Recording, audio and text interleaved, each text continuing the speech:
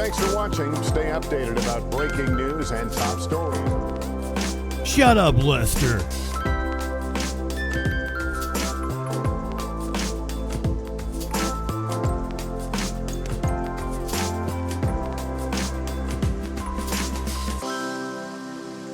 You live in sexual anarchy.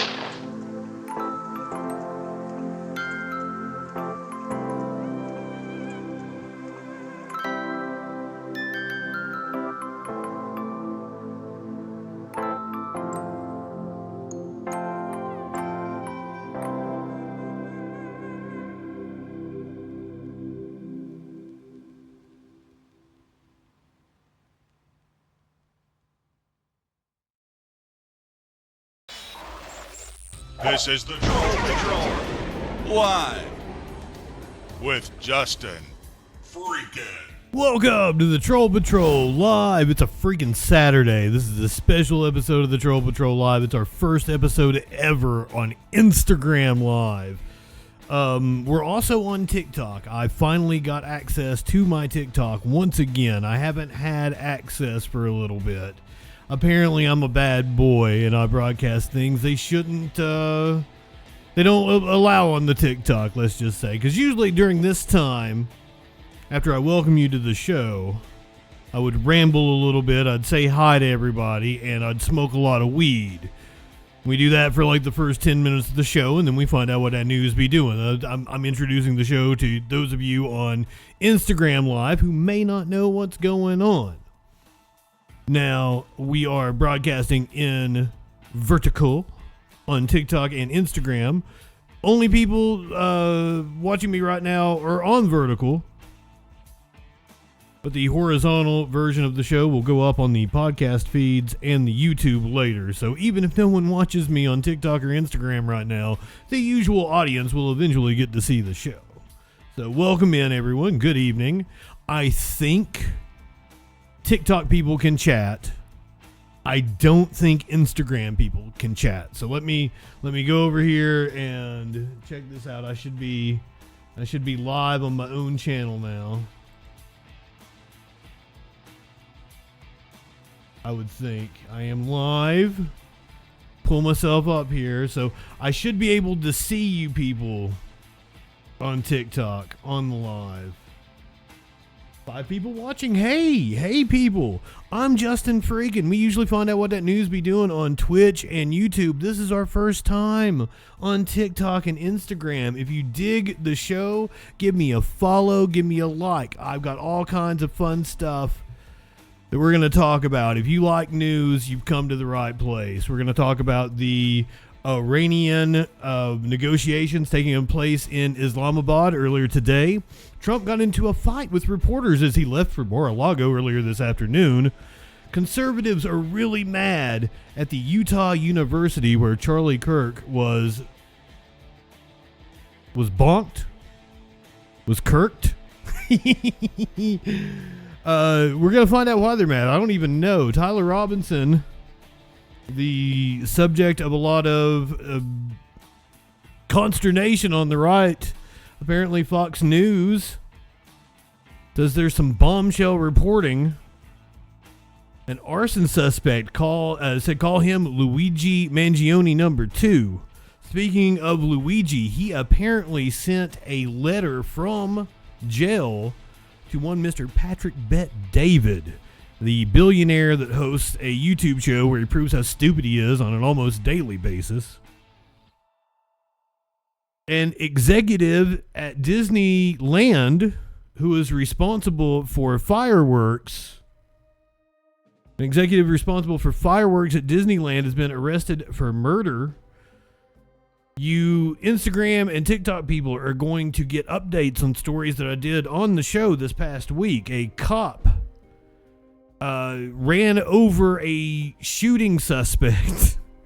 They were serving an eviction on him. He popped a cop. That cop later died. The officers ran the suspect over with a bearcat. There was also an insane police chase taking place in California where they deployed a grappler, caused the car to crash into a wall. A standoff ensued. There was a police chase in Miami. It also had a wild ending. A sergeant in Arizona has been placed on leave after being found to have committed an assault at a protest. We have video of a confrontation between a juvenile and a Florida cop.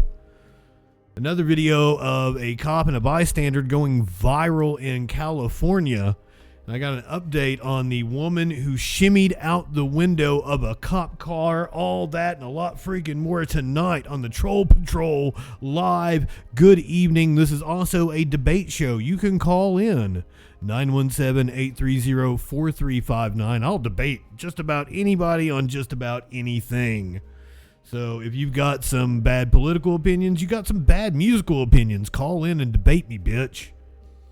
917-830-4359. You can also hop in our Discord. I'm also known for calling Nancy Mace, Congresswoman Nancy Mace. I've harassed her many times, and we're not going to stop tonight. Since this is our first time on Instagram and TikTok, we're going to call Nancy Mace, a regular segment on this here Troll Patrol. Hey, this is Congresswoman Nancy Mace, proudly serving the Lowcountry, South Carolina's 1st Congressional District. We're eager to serve you. So to talk to a member of our staff, our office hours are 9 a.m. to 5:30 p.m. Monday through Friday. If you'd like to leave a message and have someone call you back, please do so now. Thank you and have a great day. Hey, Congresswoman Mace, this is Justin Freakin, the streamer that hosts the Troll Patrol Live. I call you quite often, tell you how nice your titties are. We're broadcasting live for the first time on Instagram and TikTok. So I wanted to introduce them to one of my regular segments on the show where I call Nancy Mace and tell her how lovely her breasts are. Because, damn, Nancy, you got some nice titties. I'm wondering, though, a couple times back when I called in, now that I've listened to the call back, that was actually Nancy talking to me, wasn't it? I wasn't talking to a staffer one afternoon. I actually got through to Nancy Mace, didn't I? I listened to the call back and I'm like, damn, that was Nancy. So perhaps you've thought about my offer. I thought the world was going to end the other night when I called you, and I thought I might have had a chance. for you to be my GOP mommy, but apparently Trump tacoed like he usually does, which that's what we wanted him to do. Give me a call back, though. Let me know if you put any thought into being my GOP mommy or me being your liberal daddy, either or. 917-830-4359. Have a great weekend, Congresswoman Mace. Yeah, a couple weeks back, I called her South Carolina office instead. That was her Washington, D.C. office. I think they have me blocked now. Like, they'll just, it goes straight to voicemail, because I called during the day and nobody picked up. It just went straight to voicemail every time. So I'm thinking they've just got me blocked. So I called the South Carolina office. So I'm really hoping Nancy will be my GOP mommy. You people on TikTok and Instagram, you might not know how spectacular Nancy Mace's breasts are. If this is your first time watching the show, you might not know the pair of knockers that Nancy Mace is sporting. But don't worry. Don't worry, I have many, many, many pictures of them. Not the best one. That doesn't do them the most justice. They look nice there, but that's not the best one. Look pretty good there. Don't worry, I got more. I got her in a bikini. I am a gooner for congresswomen. You know I am a true political junkie when I'm over here gooning the congresswomen on stream.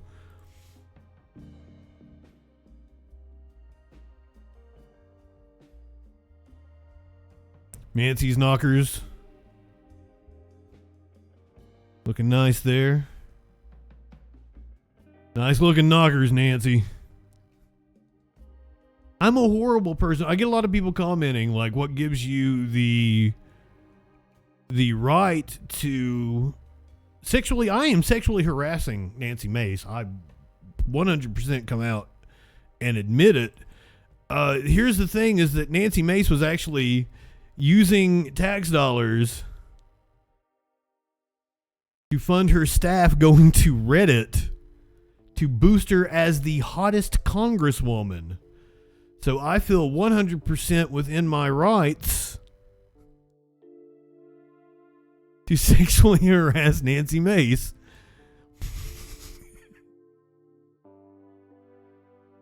Because she's having her staff go to Reddit to boost her as the hottest congresswoman. So I think she invited me commenting on her spectacular titties.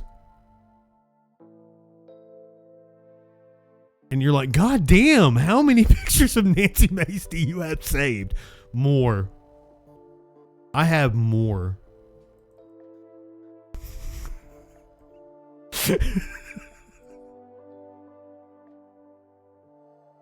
There's the money shot. Or at least the picture I have committed a few money shots to.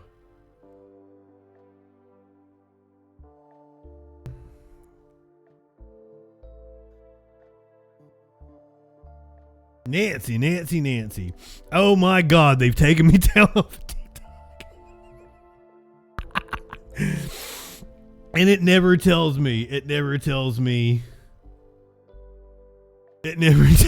why. What was it that I did?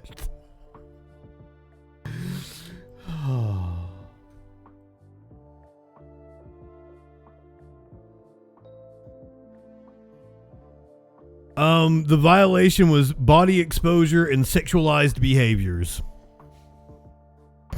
Guilty.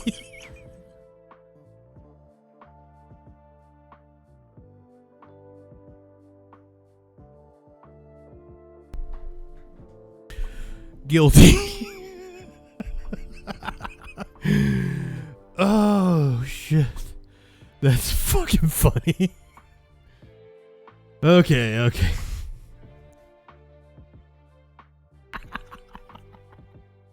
I'll go ahead and turn off TikTok. We'll turn We'll turn Twitch on, and then like there might be people commenting and shit.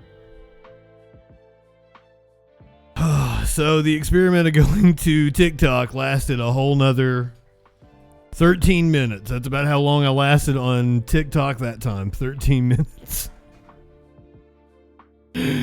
I think I made it less time last time. I'm not seeing my live on Instagram.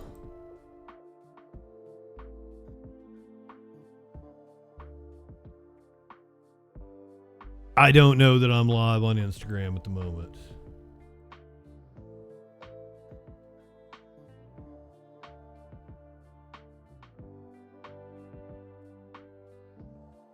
As far as I can tell, I'm not, so we were only broadcasting to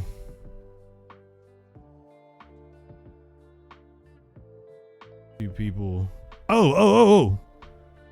I had to turn it on. Wow. So we made it on TikTok 13 minutes. We made it on TikTok 13 minutes, and then I didn't even turn the Instagram live on. I got kicked off of this was supposed to be a TikTok Instagram only stream, and I got kicked off of TikTok in 13 minutes. So I turned Twitch on. I called Nancy Mace, and I started showing pictures of Nancy Mace, and then I got bonked for, hold on, what did it say?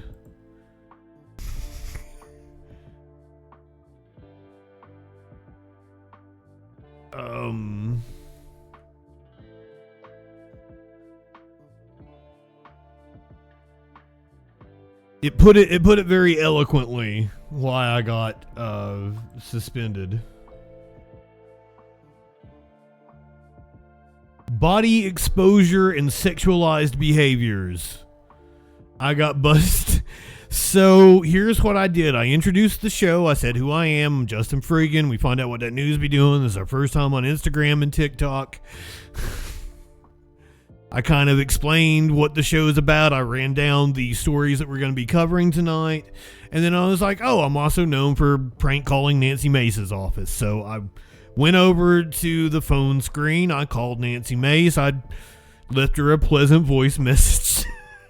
And I was like, oh, well, you guys may not know how awesome Nancy Mace's titties are. So I started showing pictures of Nancy Mace's titties and got discontinued for body exposure and sexualized behaviors. So that's my fault. I had just gotten TikTok. I think I served a month ban for the last time. I am not seeing that I'm live on Instagram now, but I thought that I am causing mischief. There are people watching me on Instagram, but I am not getting the messages over here. I thought you guys... Oh, Instagram does not show up. TikTok would have shown up. So I'm sorry. Yes, I will keep Instagram up over here so I can see the messages. This is our very first time on Instagram, and the commenters you're seeing are from Twitch, which is my usual people that watch the show. Welcome to the Troll Patrol Live. I just got banned from TikTok again. Banned on TikTok again.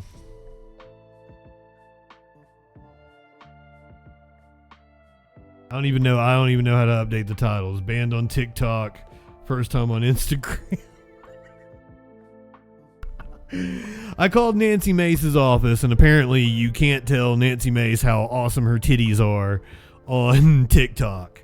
TikTok has a problem with titties, so this show is never going to make it very long on TikTok. A titty slap! Come on now.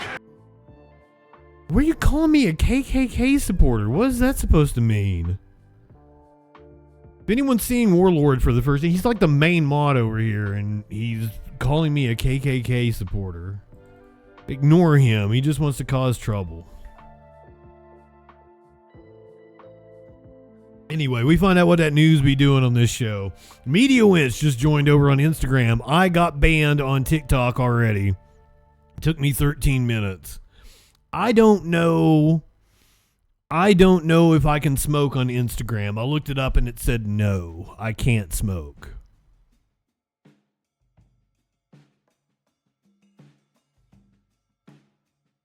So I'm probably gonna leave. Oh, we'll just kill my camera. Instagram is up. It took me a little bit. I did not activate the Instagram stream because there's something else you've got to do to it. I got banned from TikTok within 13 minutes. It took me 13 minutes to get banned from TikTok again.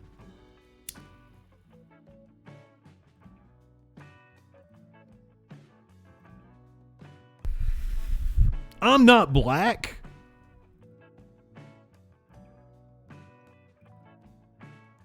I lasted longer than last time. I got banned on TikTok within like 5 minutes last time. Because I came right on and I was like, I'm not high enough for this shit. Welcome, TikTok. Ripped the bong. But we're going to try it out. We'll see if there's any interest from Instagram people if they want to watch the Troll Patrol live. We're going to do a dry run of the show. We're usually on Sunday through Thursday, 6 p.m. Eastern. JD Vance landing is in Islamabad earlier today. The U.S. and Iran are in Pakistan meeting with Pakistani leaders for high-stakes peace talks. It's all part of a plan to make sure the ceasefire deal stays intact. ABC's Karen Travers has more on the first bilateral meeting held this morning with Pakistan's Prime Minister. This morning, Vice President J.D. Vance touching... A bilateral meeting is where you'll fuck both ends of the spectrum in a meeting. Down in Pakistan for the high-stakes talks between the U.S. Cancel, and Iran, Justin. aimed at reaching an agreement to end the now 6-week war. Vance greeted by Pakistani officials upon arrival, leading the U.S. delegation, which also consists of Special Envoy Steve Witkoff and the president's son-in-law, Jared Kushner. Disgusting as Jared Kushner. The vice president speaking to reporters. If the Iranians are willing to negotiate in good faith, we're certainly willing to extend the open hand. If they're going to try to play us, then they're going to find that the negotiating team is not that receptive. The talks come 4 days into a fragile ceasefire. President Trump expressing optimism. We'll be able to finish it off one way or the other. It's going well. The White House says negotiators are working off a modified 10-point proposal from Iran. A key U.S. demand, Iran turning over its stockpile of enriched uranium. No nuclear weapon, number one. The Iranian delegation touching down in Pakistan overnight, insisting the U.S. must release its frozen assets, tens of billions of dollars tied up by international sanctions. President Trump earlier posting on social media, the Iranians don't seem to realize they have no cards other than a short-term extortion of the world by using international waterways, adding, the only reason they are alive today is to negotiate. Iran's Islamic Revolutionary Guard Corps said Friday its forces have not carried out airstrikes since the ceasefire began. But Iran has failed to meet President Trump's main condition, reopening the Strait of Hormuz. On Friday, just 2 ships moving through the critical waterway. The president accusing Iran of being dishonorable, posting, "That is not the agreement we have." Apparently, Iran doesn't know where they put the mines, or at least they're telling the U.S. they don't know where they put the mines or can't retrieve them. But Iran claiming it's the U.S. now breaking the agreement, with Israel continuing its strikes on Lebanon. The White House says Lebanon was never part of the ceasefire.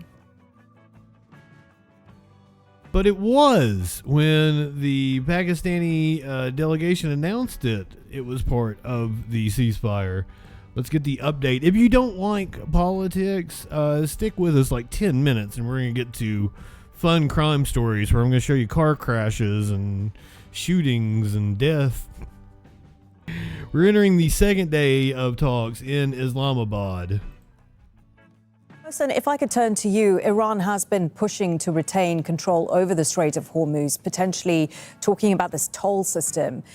If that proves to be a red line for Washington, can you see Iran showing flexibility on this point? And what might it demand in return? I believe this is Iran's red line, and I believe that Strait of Hormuz and the Persian Gulf, or better to say, the whole Middle East belong to its inhabitants, not to... So, here in the latest, the U.S. is claiming that 2 warships have passed through the strait. Iran is saying, nuh-uh, that didn't happen. Americans from thousands miles away. It is not American business to patrol in this strait or having cooperation to control the strait, you know. Iran has demolished American bases and installations in the region to send this message. The U.S. must be back home and leave the region in the hands of its inhabitants. Iran has its own red lines, and its military forces have sacrificed their lives because Iranians want to have their own fate without intervening the U.S. through sending, for example, weapons or training terrorists to topple Iran's governance system, or the imported Zionism to cover Western gains in the region. They're invisible, super sneaky. That we're going to have any kind of flexibility about the Strait of Hormuz. We heard... So let's go to the latest updates from Al Jazeera here. Iran and the U.S. are continuing their historic face-to-face talks in Pakistan's Islamabad, with the Strait of Hormuz believed to be a key sticking point. U.S. President Donald Trump says Washington is engaged in very deep negotiations with Iran and has won the war regardless of how talks conclude. I actually have a clip of Trump we're going to play here in just a second. Iran's Quds Force chief says resistance front is stronger than ever. The commander of the Islamic Revolutionary Guards Corps Quds Force has said the resistance front is stronger and more cohesive than ever before as peace talks with the U.S., Israel, and continue. He said Israel believes that by pressuring their resistance and martyrdom, it will cause them and the oppressed and innocent people to fail, weaken, or surrender. But the culture of resistance is such that more pressure they endure, the stronger and more solid they become. Resolving the Palestinian issue remains key to a positive peace in the Middle East, according to a retired Pakistani general who spoke to Al Jazeera.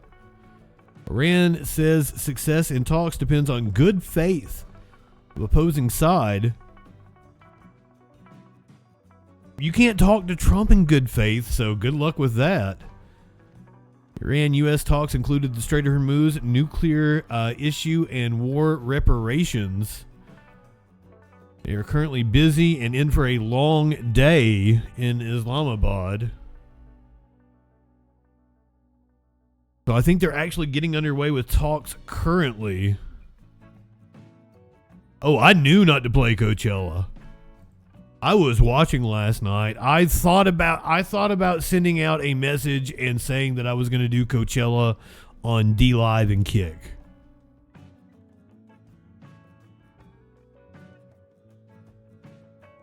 But I had other things that I needed to do, so I just sat here and listened to Coachella. I had a really good time. I caught the sets for Leaky Lee, Devo, Cat's Eye, Slater. I didn't catch all of Cat's Eye. Apparently, I missed them coming out and doing the K-pop Demon Hunter people coming out and doing the Golden song, because I went over to Sabrina Carpenter. The XX. I actually went out. I went out to go grab Curiouser. I was like, "Hey, come smoke a bong with me and watch the XX," and she'd already gone to bed because she went on a little mini trip with the kiddo today. And I was like, "Oh," because the XX was really good. She likes the XX, so I caught the XX, Sabrina Carpenter. I was gonna go back and watch Turnstile, and I fucking accidentally clicked off of it, and I missed it. Because if you don't catch it while it's live, they're gone. You can only watch Coachella live, or go while the live stream is up and then go back. Really enjoyed Sabrina Carpenter. I thought she killed it. Woke up this morning with the pussy crying song in my head. The tears run down my thighs. I'm not high enough for this shit. Sorry, I turned off the camera for you over there, Instagram people. I'm gonna. Usually it's rip a bong, but I'm trying to conserve a little bit before we go to the weed store on Monday.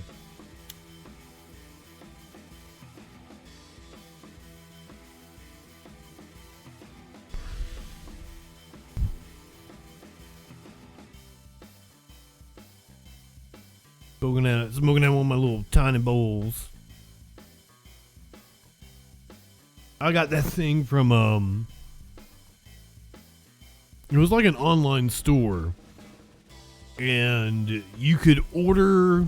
They had like surplus glass, and you could order like 2 pipes for $20, so they were like $10 each. But you didn't get to pick what you got. It was just like a random pipe. And I think I got maybe 4 of them. And I let Sparkles pick 2 of them, and I kept 2 of them. This is one of them that I kept. She definitely took the prettier ones. I will admit that. But I like the way that one hits an awful lot.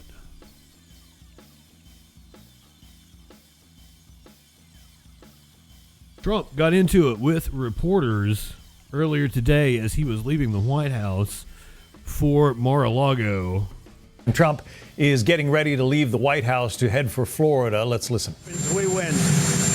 We've totally defeated that country. And so let's see what happens. Maybe they make a deal, maybe they don't. From the standpoint of America, we win. One other thing that's happening is that boats are sailing. Oh, Dankness. And also, I didn't say hey to everybody. Squirrel, Dankness. Holiday, Warlord, Media Winch, Princess Kimberly. Yeah, she was like, "Are you yodeling?" And I had no idea what the fuck they were talking or what they were doing, but like, it was really funny because she's like, "Is someone yodeling? Why are you I don't like it." And I about fell out of my chair.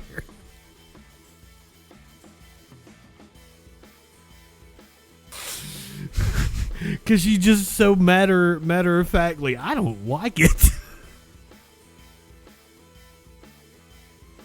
I got a kick out of it. Zagruta? It was kind of like a throat singing kind of thing. Kind of like, is it what the monks do? I think Sabrina is hilarious. If you go watch interviews with her, she's fucking hilarious. First, this Fox News alert. President Trump is getting ready to leave the White House to head for Florida. Let's listen. We win.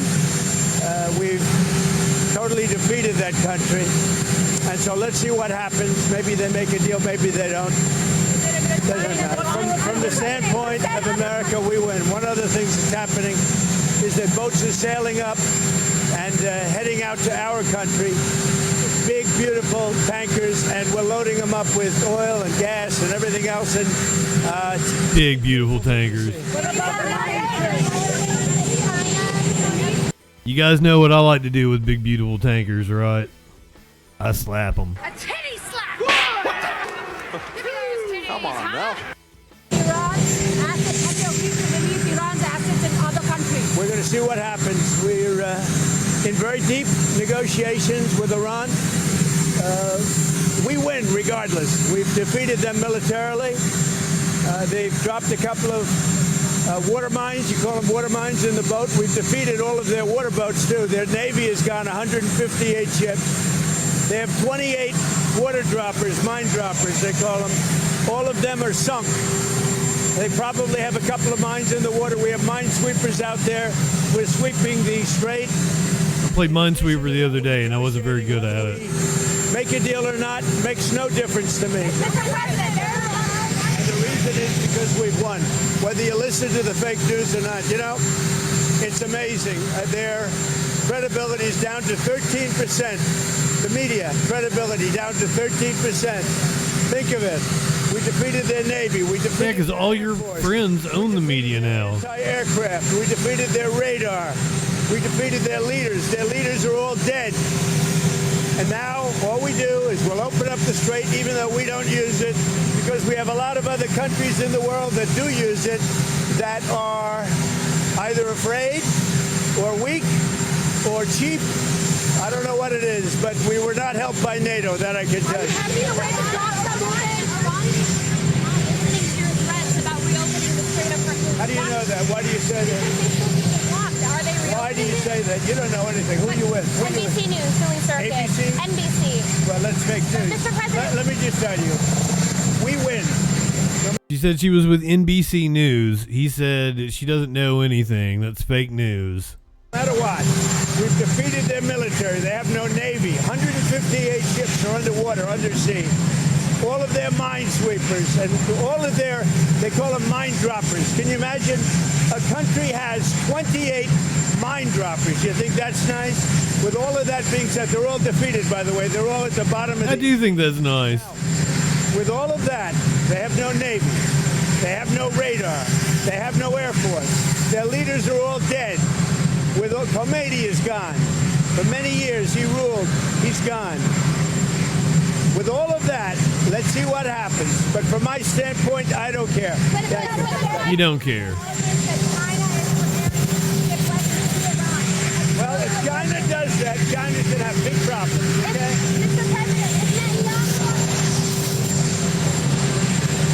Hey, it's Will Kane. Click here. Oh, God, it's Will Kane.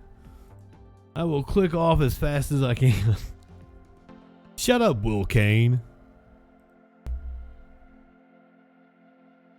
Conservatives, for some reason, upset with the Kane scare. Terry, welcome in. Leslie, good to see you. Conservatives are apparently furious with the university where Charlie Kirk died. Students and conservative political figures have taken issue with Utah Valley University. Ubu. It looks like a set of titties. I could titty slap that university's logo. A titty slap! Come on now. If you're just joining us, I got suspended from TikTok. Like 13 minutes. The campus where Charlie Kirk was fatally shot last September for selecting a commencement speaker who was critical of the right-wing activist following his death. Oh, right-wingers are upset about people exercising their free speech. Kirk supporters and politicians have hit out at the university for bringing author and educator Sharon McMahon to speak at the university, highlighting comments she made following his death, in which she tried to address why Charlie Kirk was not a person who simply engaged in good faith debates, which is completely true. He did not engage in good faith debates. 100% provable fact. He only used fallacious reasoning every time. Senator Mike Lee, a Utah Republican, questioned the university on X, wrote, "Why would you do this, UVU?" In a post on Saturday, the senator posted, "What if Charlie Kirk had been a beloved figure on the left rather than among conservatives? And what if Sharon McMahon were a conservative, one who had defamed Charlie Kirk immediately after his horrific assassination at UVU? Would UVU have scheduled her to speak at commencement?" UVU is never gonna bring a fucking, like, why are you calling her a liberal? Who even is Sharon McMahon? I doubt UVU is bringing a raging liberal to their commencement speech. An educator and podcaster.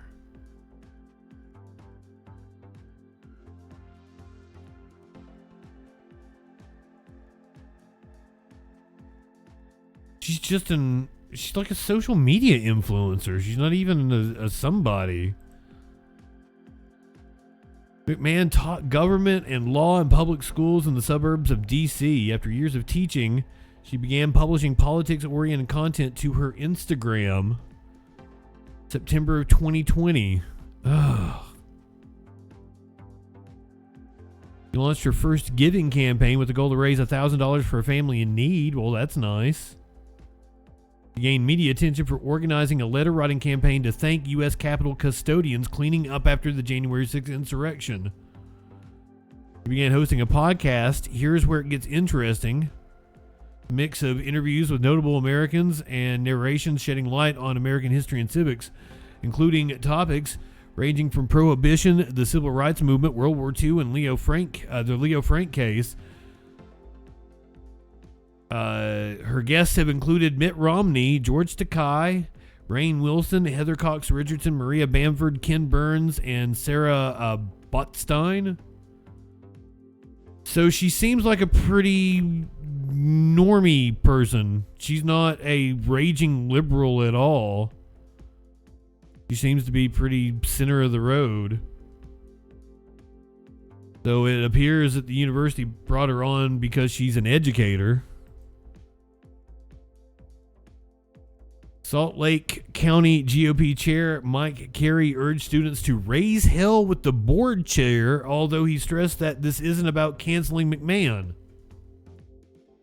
It's simply good feedback to the administration and the board that inviting a victim-blaming moral relativist because she's a popular podcaster to speak on the campus where Charlie Kirk was murdered in cold blood and shower her with an honorary degree is both an insult and beneath UVU. What's wild is she didn't victim blame. All she stated correctly was that Charlie Kirk didn't engage in good faith debates. That is true. Fact check it. True.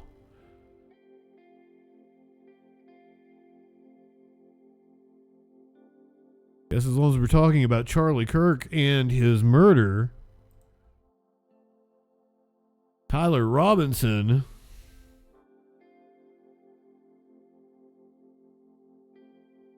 chilling new evidence against him. Fox News saying it's nothing short of a confession. Report says investigators found fingerprints and a palm print that appeared to place Charlie Kirk's alleged assassin at the scene near the rooftop where the shooting happened. Well, yeah. Documents also reveal a note that's not surprising left behind that investigators say was written by the alleged shooter to his lover. Let's bring in Fox News contributor and the co-host of the weekly rap sheet on Fox Nation, Josh Ritter. So great to see you this morning, Josh. Thank you for coming in to break some of this down for us. So as we're watching, we had a little... Was that a fart? His fart sounded metallic. Did you guys hear that? Rap sheet on Fox Nation, Josh. Also, what in the fuck is up with this dude? He's part Neanderthal. Josh Ritter. So great to see you this morning, Josh. Thank you for coming in to break some of this down for us. So as we're watching, we had a little... Brother, head to a proctologist immediately. There is something wrong with you. Your fart should not sound like that. Little hubbub over the last couple of weeks about the bullet fragments not being conclusively tied to that weapon. I would argue that that's kind of BS. But this new information that is coming out appears to put together a pretty massive case here. No, I think you're absolutely right. As this case continues to advance and we learn more about the evidence that the prosecution has, the defense is starting to run out of any innocent explanations. Especially in regards to this new evidence, the DNA found near the location of where the shooter was. Yeah, it's one thing that the ATF was not able to conclusively match fragments of a bullet to the rifling. By the way, not able to exclude it, just not able to conclusively match it. Now you've got his DNA at the crime scene, and there's no innocent explanation for any of that. But probably most convincing to a future jury is going to be his words from his own hand, as it were, with this note. I mean, it's nothing short of confession saying, hey, if I don't come back, this is what I've done, and this is why I've done it. all of this together is, like you said, forming an incredibly strong. He's a mouth breather. Yeah. So speaking of that note, I want to read that text that Robinson allegedly wrote to his friend and roommate, Lance Twiggs. This is what he wrote. Luna, if you are reading this per my text, then I am so sorry. I left the house this morning on a mission and set an auto text. I am likely dead or facing a lengthy prison sentence. I had the opportunity to take out Charlie Kirk, and I took it. I don't know if I will have succeeded, but I had hoped to make it home to you. I wish we could have lived in a world where this did not feel necessary. I wish I could have stayed for you and lived our lives together. I lack the words to express how much I love you and how very much you mean to me. Please try to find joy in this life. I love you always, Tyler. I mean, you've seen a lot of cases. I don't know. I mean, have you ever? I can't wait to find out why he was so motivated to take out Charlie Kirk, because I don't think it's for some leftist cause. Ever seen a lead pipe lock confession like that written prior to a crime being committed? Yes, I have. Donald Trump admitting on camera that he grabs women by the pussy in the exact same way that he's been accused in the Epstein files, that he was accused by E. Jean Carroll, that he was accused by like 30 other women. Yes, I actually have, man. Yeah, it's pretty astonishing. It's almost like a deathbed confession, as it were. He knows that he's probably either not coming back alive, or if he is, he's going to go to prison for the rest of his life. And he names Charlie Kirk just to remove any doubt as to what it is that he's talking about. You take that letter in conjunction with the DNA then found where... Yeah, almost sounds like the feds wrote it for him and planted it on him. I don't believe that, but I wouldn't blame you if you did. No, the shooter was positioned, and that is a case that, like you said, is pretty rock solid for a jury. Yeah, and making it even more conclusive is the fact that this apparently was written before the actual event takes place, so it shows a foresight that somebody who didn't commit such a crime. Yeah, just so happened to be written and auto text would not have known. Josh Ritter, thank you as always for coming in and breaking. If you thought that he was a patsy for, say, the Mossad, that would be pretty conclusive evidence, wouldn't it? I just find it hard to believe that he would be a leftist. If he was a leftist, I would hope that he would devote his anger to a good cause, like a Luigi or Luigi number 2. I guess we got an alternate Luigi. You know, like he's got a color palette swap. All you had to do was pay us enough to live. That was the screed of the man who set a warehouse on fire in California. And accused of causing that massive warehouse fire in Ontario this week, now facing additional charges. Yeah, these new charges are on a federal level. Rachel Aragon is live outside the courthouse in Rancho Cucamonga, where those charges were just announced. We actually learned a lot at this press conference, Rachel. Yeah, we really did. In fact, we'll unpack that shortly. But now we're also learning the man accused of setting that massive fire at that warehouse in Ontario is expected to have his first court appearance. But we're hearing right now, you guys, that could be several more hours until he makes it to that courthouse. In the meantime, though, check out this picture right here. This is a brand new mugshot we just received this morning of the man suspected of arson. This is right here is 29-year-old Highland resident Kamal Abdul Kareem. Again, police confirming he's the employee of NFI Industries, which is a third-party distributor company of Kimberly-Clark. We'll take a look. Now, I have a graphic. I think it is very fitting for this occasion. He's kicking authority in the balls. You damn right he is. We like that. Say it again, Dr. Oz. He's kicking authority in the balls. You know what's sad? Dr. Oz was talking about John Fetterman when he said that. This is one of the things that made me like John Fetterman. The video right here, we've been showing it throughout the week. This is video now of that massive 6-alarm fire at the Kimberly-Clark Distribution Center, drawing in about 175 firefighters. Well, officials this morning announcing a new federal charge, this one arson related as well. And court documents also saying when police searched him, they say an officer found a lighter on him. Well, the fire, according to the criminal complaint, ooh, well, that's incriminating. $100 million worth. If you find me literally anywhere, I'm probably going to have a lighter on me because I smoke a shit ton of pot. Of damage. Well, shortly at the fire, take a look at this video right here as well. This video had been spreading on social media of what appears to be someone starting a fire inside a warehouse. Well, just about 30 minutes ago, we heard from a police and attorneys confirming today that they believe this video to be filmed by the suspect himself. Police say he also vented to witnesses over phone and text messages about his crimes, as well as his frustration with his employer and over his pay. Well, here are federal officials talking about the concerns over the suspect. They say they are tired of seeing people resort to violence to attack capitalism and other issues. And they said the suspect right here, you're about to see again, compared himself to Luigi Mangione, again, the man who allegedly killed the United Healthcare CEO worker. Take a listen. In a phone call to one witness, the defendant compared himself to Luigi Mangione, the accused murderer of United Healthcare CEO Brian Thompson. Look, America is founded on free enterprise and capitalism. There is an extremely disturbing trend where people are resorting to violence to communicate political messages or economic messages. I don't know if this guy saw himself as a Luigi, but he's an arsonist. He's a criminal. I would refer you to a podcast. I don't know if they still do it, but it was like pre-COVID. It was Pitchfork Economics.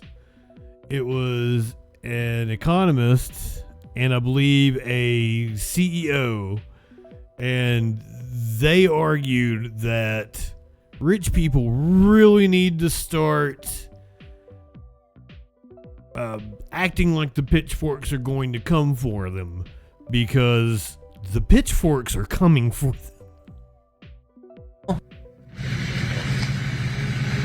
And Jenna Roxy, as you mentioned, we learned a lot actually from this press conference. One thing we learned that allegedly he said at least 6 fires. They're still looking into it. That number they said could grow. We also asked the officials if this man had any kind of criminal history. As of right now, they said they're not aware of any kind of criminal background, but so much to unpack here. The other thing they really focused on was the social media videos that we just saw. According to the complaint, the suspect allegedly posted the video that he shot on his Instagram story. That video, again, allegedly was then pulled from by a witness from social media, and that's how they got their hands on it. We also know that the suspect was found about 2 miles away from the facility of where that fire broke out, and according to court documents, it doesn't appear he put up much of a fight, and even had mentioned at one time, according to police, that he was confessing. But again, we'll break down more information about this press conference as the morning goes on. Reporting live this morning, I'm Rachel Aragon. I'll send it back to you. That aggravated arson charge is something that the U.S. Attorney Bill O'Saley said they'll be focusing on. And how much prison time does that carry? There's so many charges right now, right? But one thing they really zeroed in on was the economic damages. And I know for that charge alone could be anywhere from 10 years to life in prison. And again, that's just one charge. For the economic damage that has been caused. So we're going to get more information. But as of right now, anywhere from 10 years to life. It doesn't seem like he's that concerned in what you just said, what he revealed to investigators, but also putting that video out, which we showed, basically making it clear he's the one behind everything that transpired. So it looks like he was motivated and he really just wanted to do what he wanted to do and make a point. Yeah, and that's what the U.S. Attorney found so concerning. He says we're often seeing these trends or at least patterns of people who are almost boasting, if you will, on social media or other platforms about what they allegedly did. And because that's really concerning. So, yeah, definitely a lot of questions about that. Yeah, more wanting to send a message. All right, Rachel, thank you. Might I advocate telling your friends about jury nullification?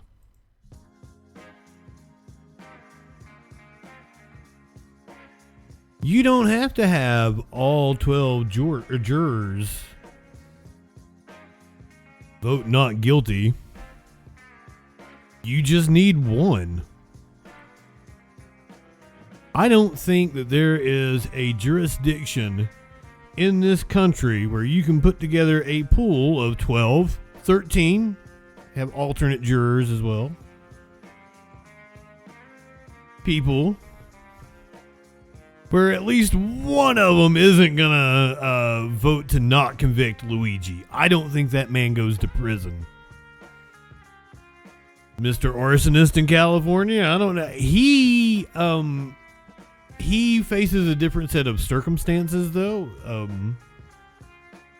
Luigi is a very good-looking Italian man, more or less white, with a white name.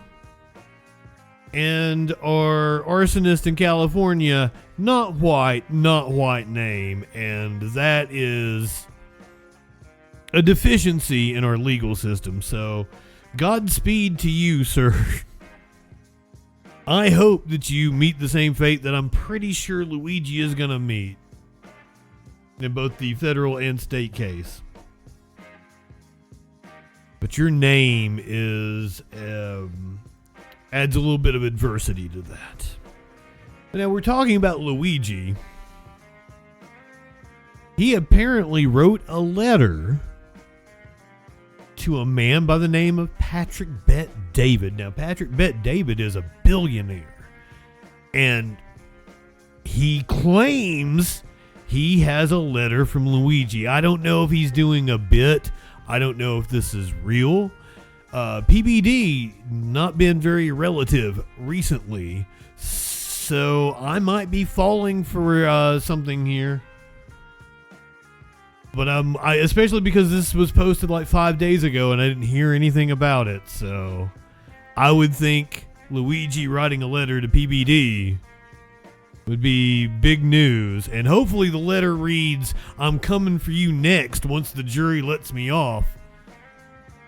You scamming motherfucker." But I'm thinking this is just a bit. From Luigi Mangione. My assistant comes to me and says, "You got a letter from Luigi Mangione." I said, "Which Luigi Mangione?" He says, "D. Luigi Mangione." I said, "D. Luigi Mangione from the Metropolitan Detention Center?" "Yes." "In Brooklyn?" "Yes." "The same place that a lot of these guys, Nicolas Maduro's at right now, by the way, Ghislaine Maxwell, R. Kelly, Diddy, some of these guys?" "Yes." "The guy that got accused of killing Brian Thompson?" No. Tell your audience, Ghislaine is not there currently. "The CEO of United Health?" "Yes." "What's he writing me a letter for?" "I don't know." "Okay." So what do? I open it up and I read through it. And by the way, to tell you how well it was written would be an understatement. This was written as if a kid went to Harvard or Yale. He did go to an Ivy League school, didn't he? Sense of humor, sarcasm, witty, even a riddle in there. He even cut a piece out. Like, go figure it out for yourself.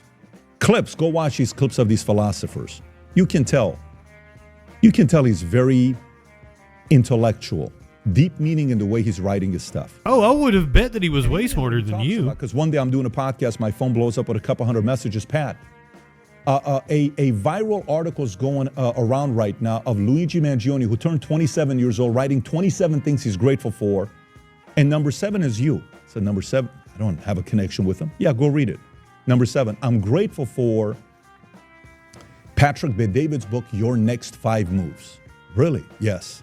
And he's passing next to Ray Bradbury? The prison he's at right now. Huh. Interesting.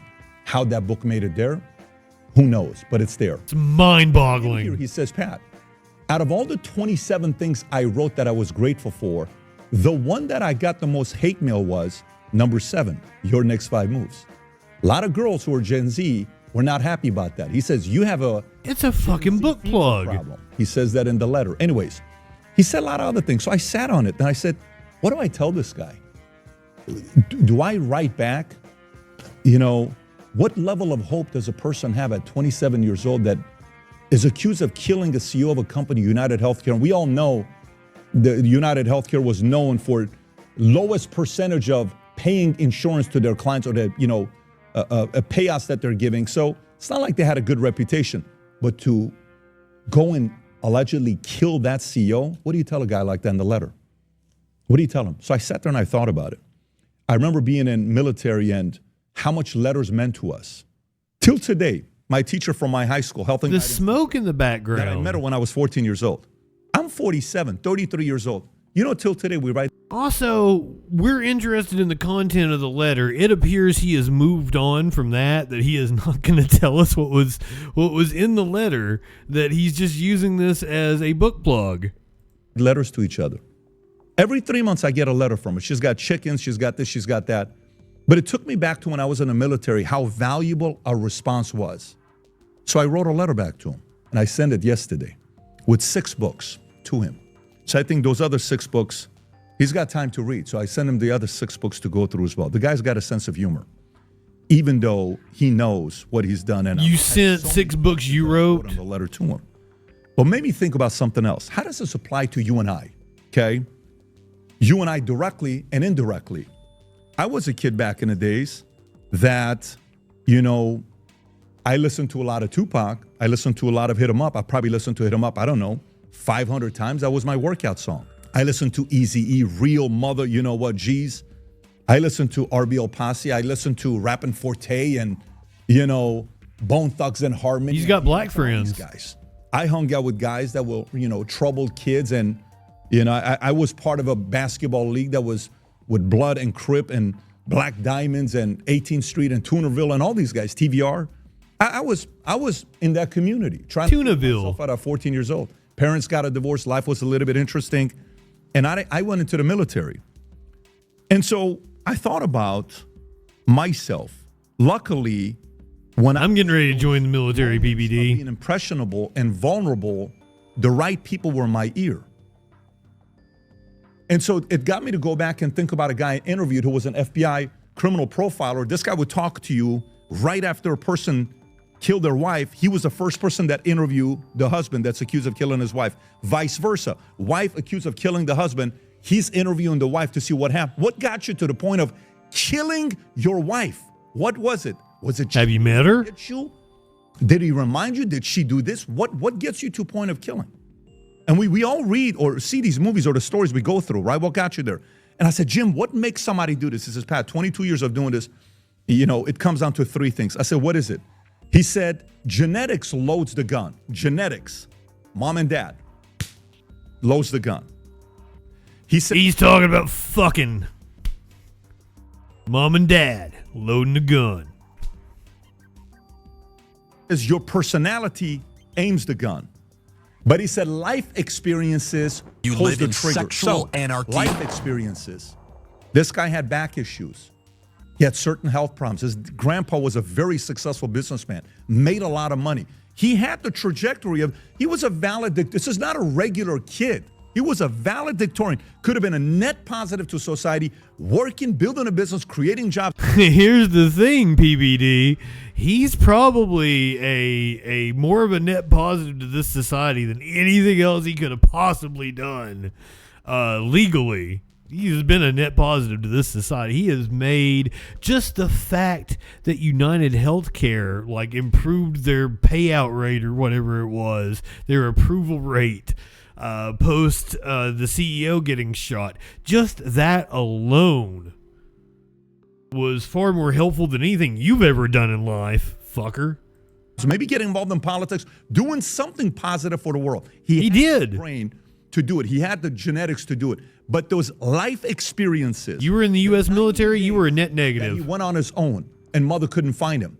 And eventually, around November of 2024, I believe, mom reported that, I think my son is missing. And then December 4th is the day he's accused of killing Brian Thompson. We've all seen the videos. And the day they caught him. So what happened during those 90 days? You know, one of the movies I hate the most, when I tell you I don't hate a lot of movies, I hate this movie. You know what's the movie I hate the most? Joker with Joaquin Phoenix. Absolutely hate the movie. It's not that good. You know why? At 43 minutes, I don't know what the timeline was. I'm sitting with my wife. We went with about 20 of us. And the story is the guy ends up killing the capitalist, the wealthy guy. And he's a hero. Look at this guy. Wow. You know, take out these rich. And I said, what kind of a freaking movie is this?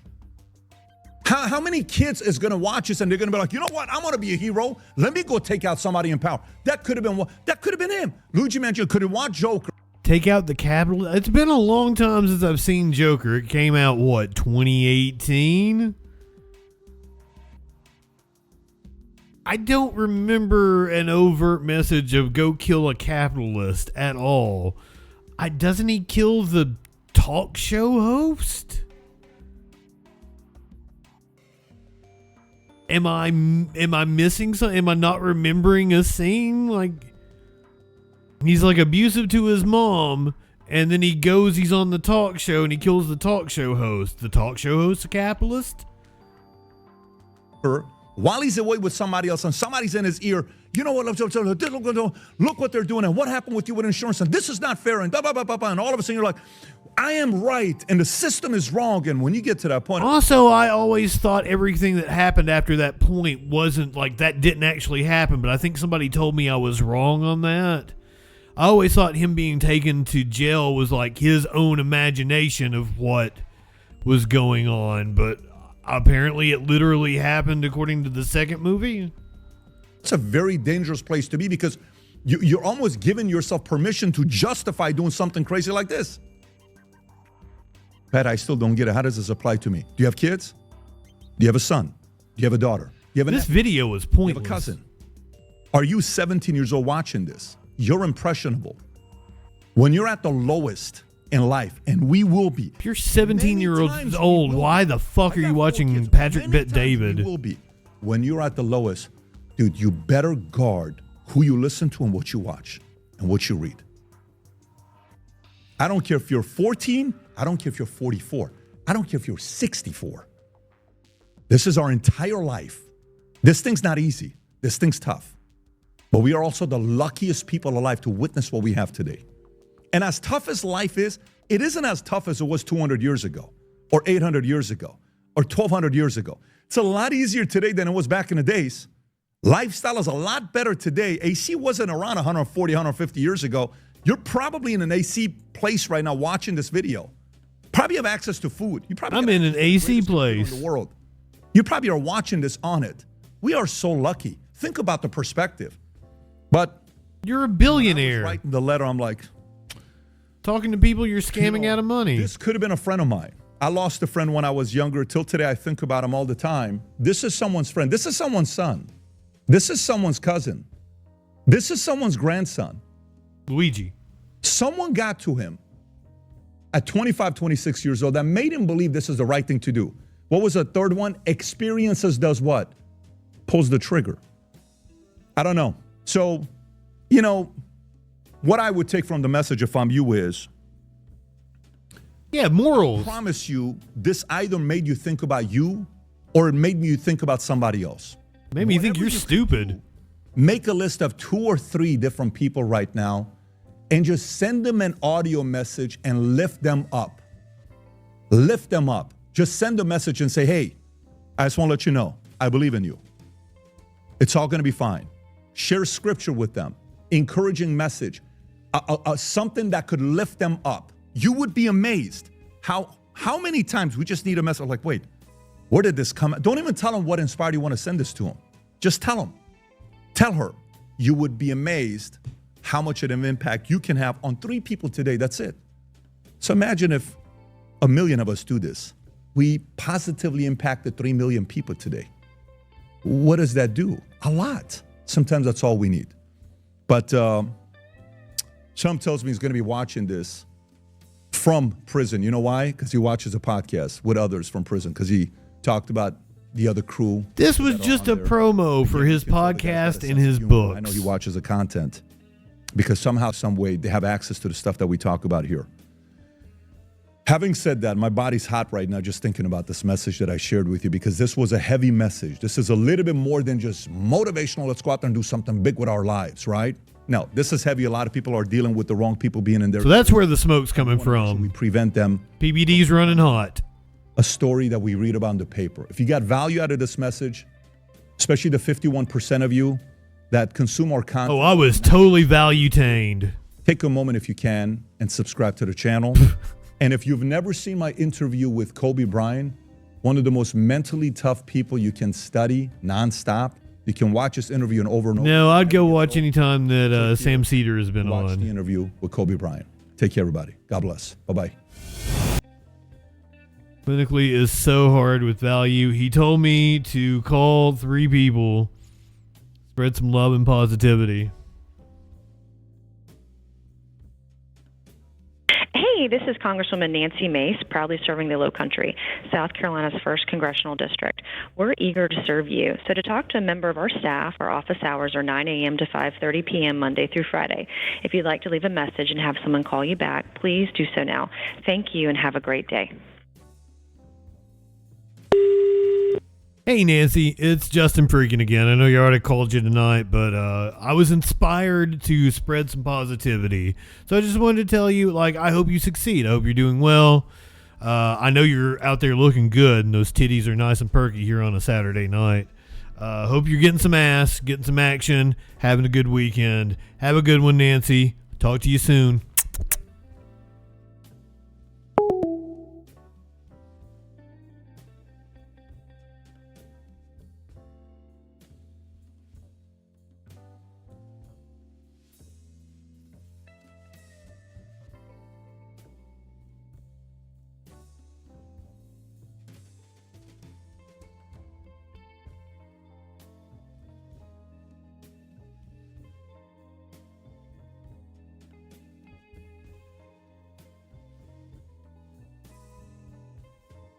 Hey, this is Congresswoman Nancy.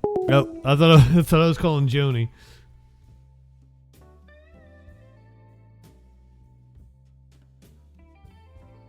Or Anna.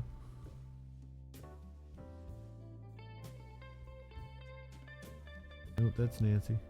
Okay, here we go.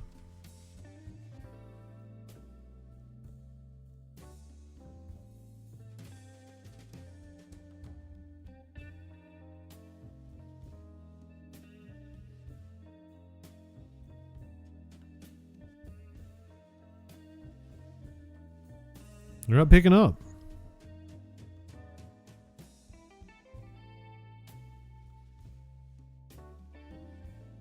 I'm not sure who this is. I was just picking out the DC numbers I had.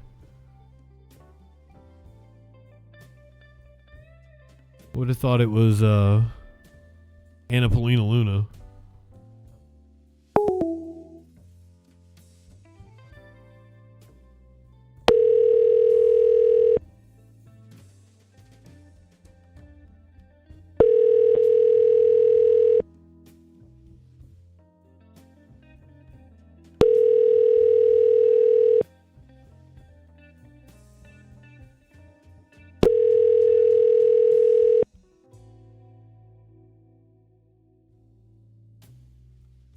Thank you for calling the office of Congresswoman Elise Stefanik. You're unable to answer the phone right now, so please leave a message with your name, telephone number, reason for your call, and we will get back to you as soon as possible. Thank you, and have a great day. Record your message at the tone. Press any key or stop talking to end the recording. Hey, Congresswoman Stefanik, this is Justin Freakin. I host a show called The Troll Patrol Live. I was inspired to spread some positivity and call you and say I hope you're doing well. I might be in the market for a GOP mommy, but that has nothing to do with this call. I was also told that I should read some scripture to you, so I'm going to read 1 Thessalonians 4 through 5. 3 through 5. It is God's will that you should be sanctified, that you should avoid sexual immorality, that each of you should learn to control your own body in a way that is holy and honorable, not in passionate lust like the pagans who do not know God. I, on the other hand, am a pagan, and I am a specializer in passionate lust. So if you would like to have some passionate lust with Justin Freakin, please give me a call back, 917-830-4359.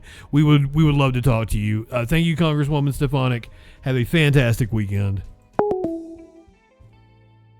So PBD told me to call 3 people. Spread positivity.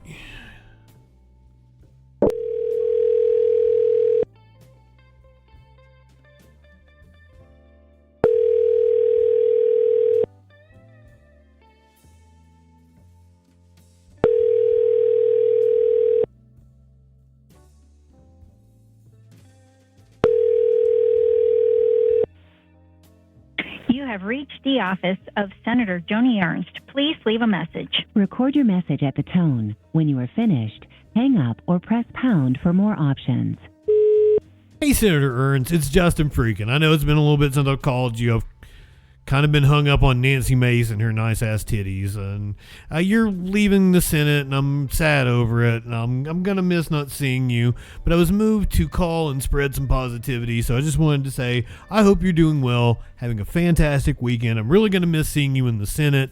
I think you have gorgeous hair. You always have a gorgeous smile. You have shitty politics, but you're a fantastic-looking woman, and if you would like to be my GOP mommy, that offer is still on the table. I've retired GOP mommy, but the offer's still on the table. If you decided you wanted to, I would absolutely pick up the phone. 917-830-4359. Hope you're having a great weekend. I'll talk to you soon. Senator Ernst.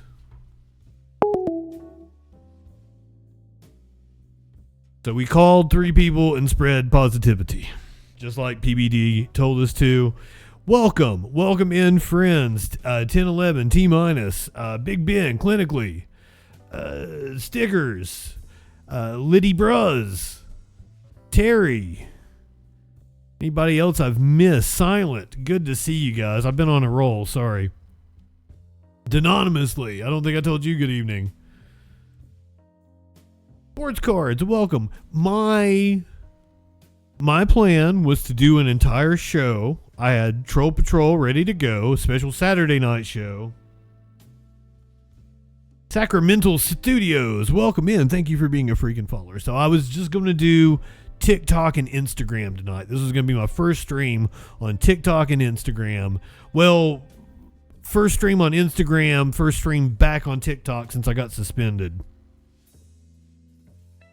Unfortunately, it took me 13 minutes to get suspended on TikTok again tonight. And if you missed it, it doesn't exist anywhere. It wasn't broadcast anywhere. I do have the recording, though, and it's going to go up on YouTube. But I called Nancy Mace's office to tell her I was live on Instagram and TikTok. And somehow, some way, TikTok said that I was sexualizing people, sexualizing bodies, or something like that. Me? Really? No. Drake, parkours. Welcome in. Oh, and bros, I'd totally seen the discourse, or the Discord messages with Charlie Kirk. We covered that when that happened a long time ago. If you ever wonder why I don't respond to you, it's because not you specifically, bros. Anybody that's in the chat, if you wonder why I don't respond to you, I might be doing a clip that I'm gonna do for YouTube. So if I'm trying to remember to say hey to everybody between the different stories that we do. Byronic, welcome in. T-minus, what state are you in right now? Parkour, it's good to see you, my friend. So it took me 13, 14 minutes to get banned from TikTok. So I turned Twitch on. And that's where we're at.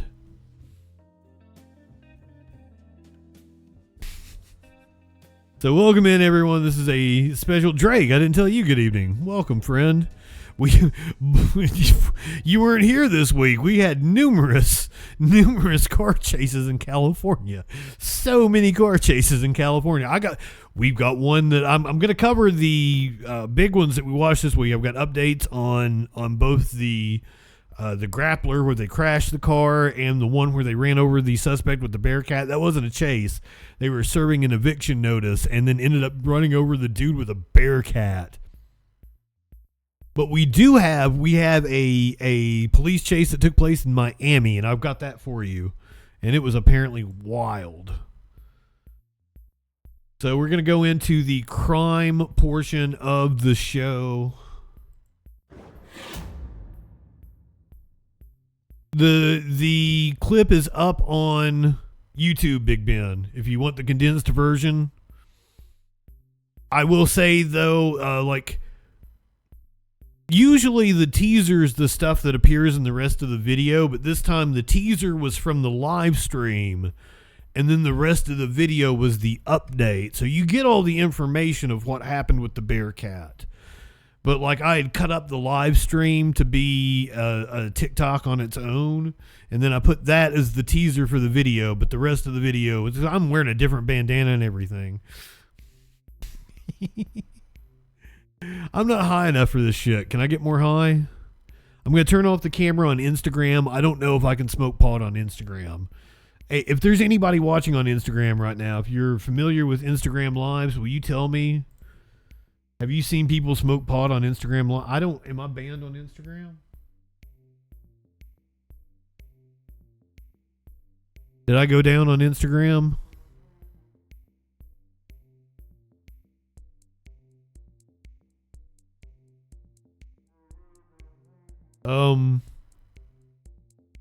I think I am.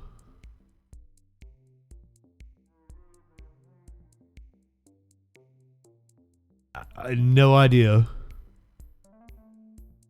Didn't get a notification or anything that something was up, but I don't think I'm live on Instagram anymore. Boo.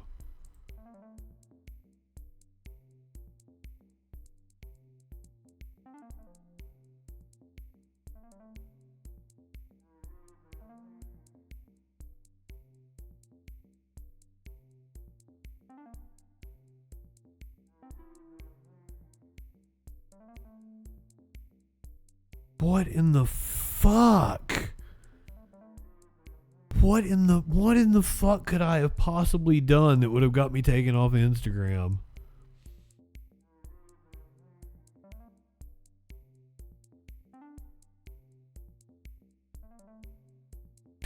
Boo.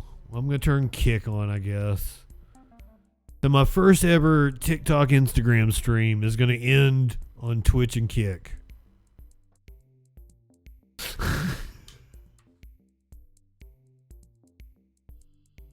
Holiday, I've done so well with short form content over on Instagram, so I was really excited. I think so. I don't know what I did. I didn't get a notification or anything. I don't know how I did.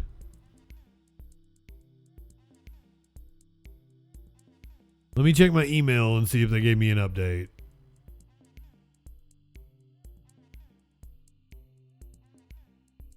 The city of Portland may want to hire me. Interesting.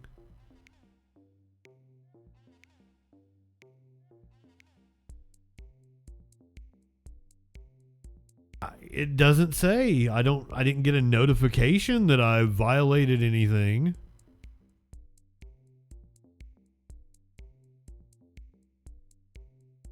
That's weird.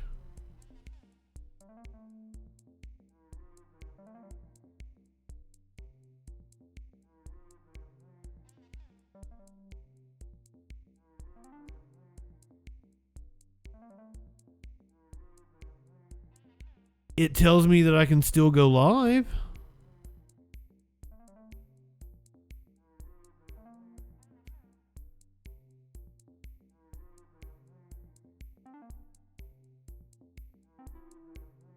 Yeah, that's why it's such a wild clip of me being like, I think they accidentally ran him over. We intentionally ran him over. Oh. Do you want to start with that? Do you want to go ahead and start with that one? They intentionally ran the motherfucker over. Maybe Instagram lives can only go for so long. Maybe they can only go an hour or something. Yeah, but Media Winch, Jinx. A devastating loss. I have no idea. How is everybody holding up?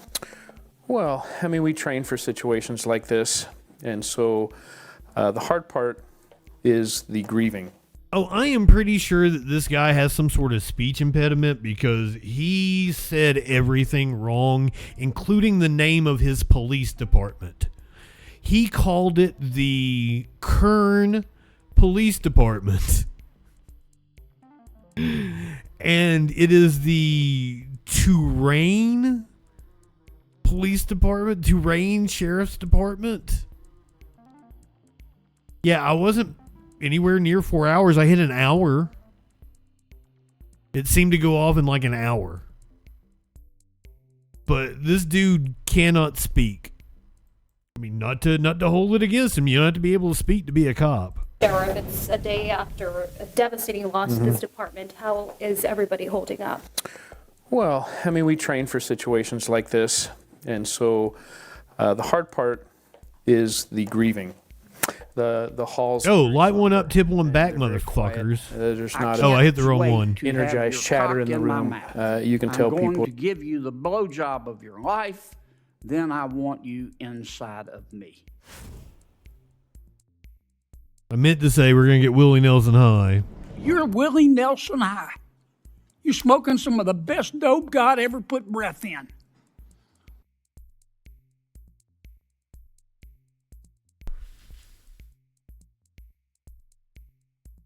He might have been drunk. You're right, sports cards. Shouldn't judge him. I'm out here telling people to light one up, tip one back. We're trying to recover from the whole situation.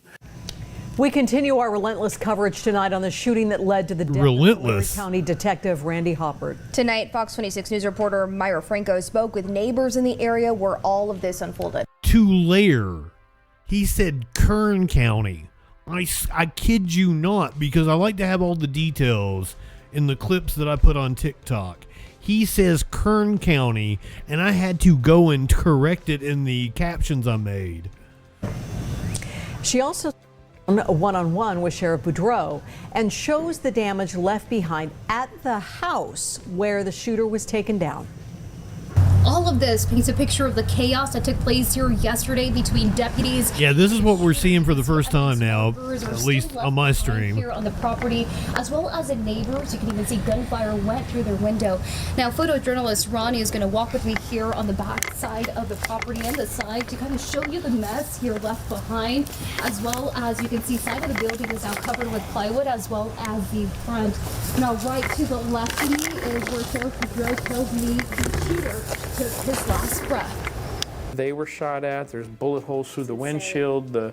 He's the Tulare County Sheriff. How does he get his own? Well, maybe it was the Kern County Police Department that ran over. Maybe I'm misinterpreting it.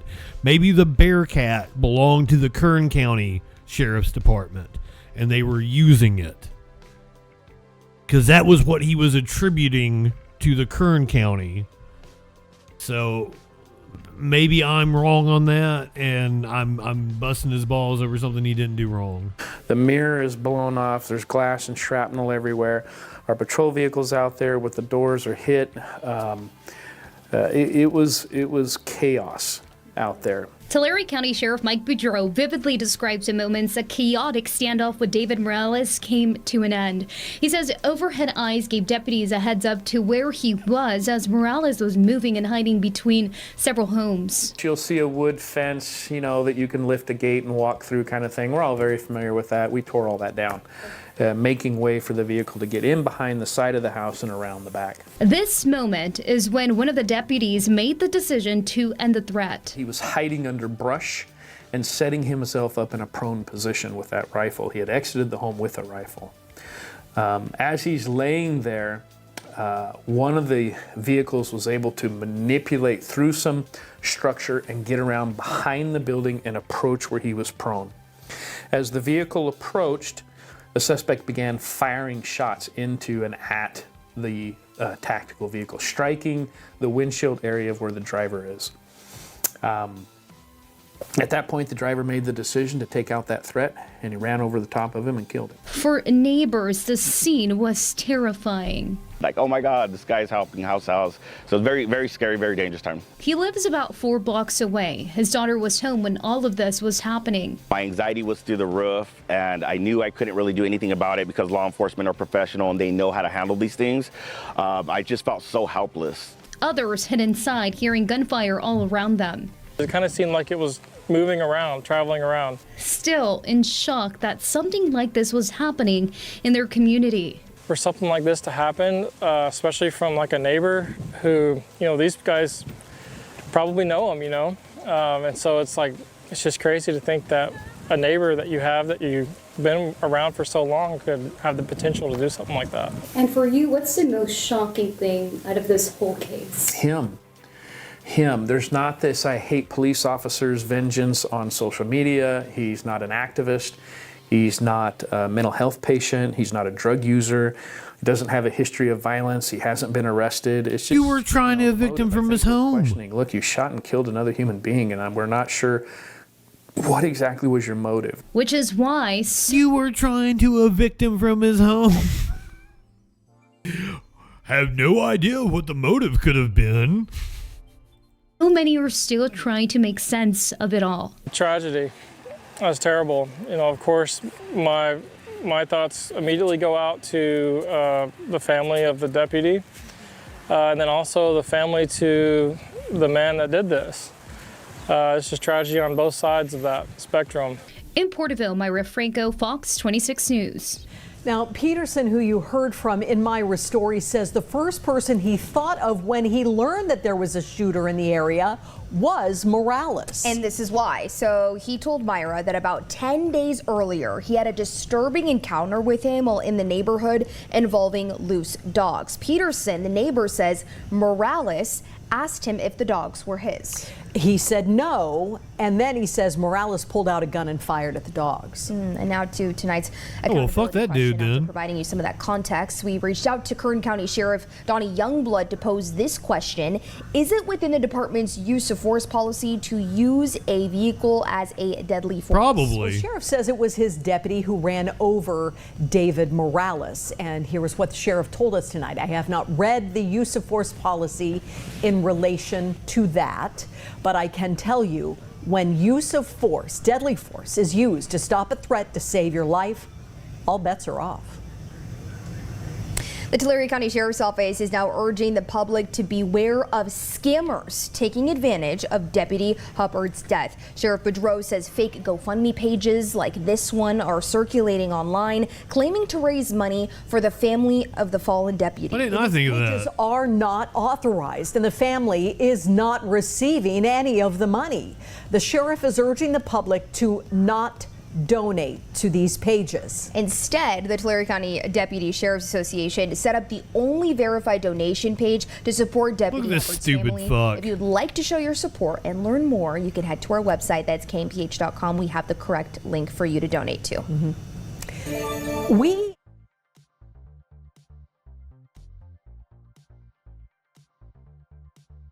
Oh, hold on. What's this?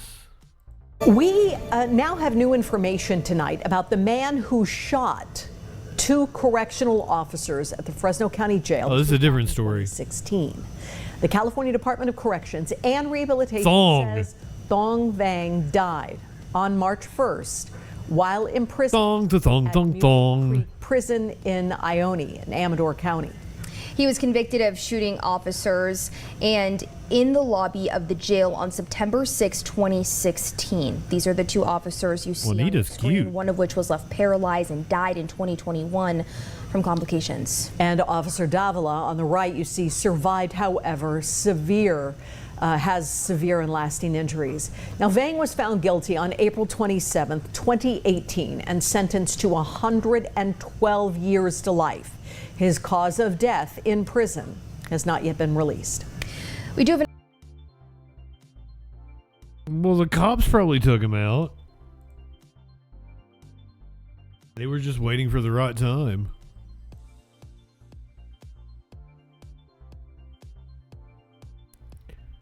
DJ Dub, welcome in. Would you like to know what happened? I got banned on TikTok within like 13, 14 minutes. Not for weed this time. I got banned for weed the first time.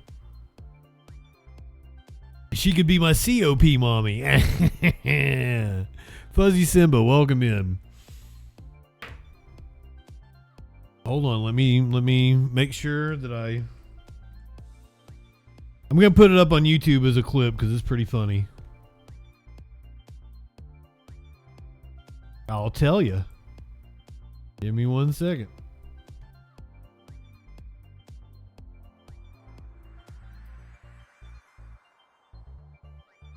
I was banned for body exposure and sexualized behaviors.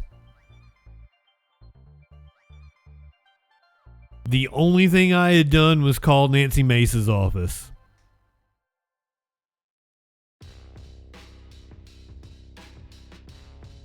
So this was supposed to be my Instagram, TikTok only stream, and I ended up ending it on Twitch and Kick, as always.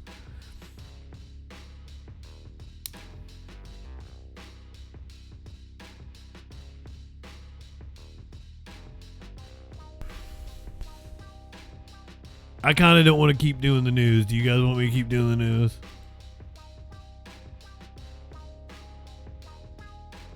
I mean, I don't have much left. We might as well do it. Fuck it.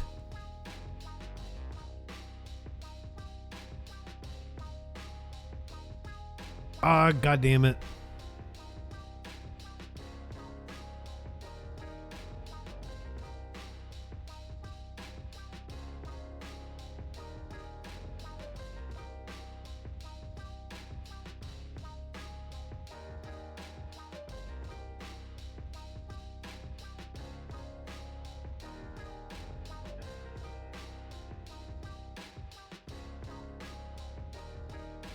I had a good update on the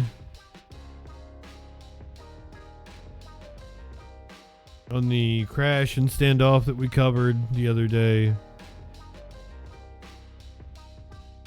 I don't see the update. I saved Swalwell for you guys and tomorrow. I didn't put it on the list for tonight. Never mind on that. Let's go to the executive in charge of fireworks at Disneyland has been arrested and charged with murder.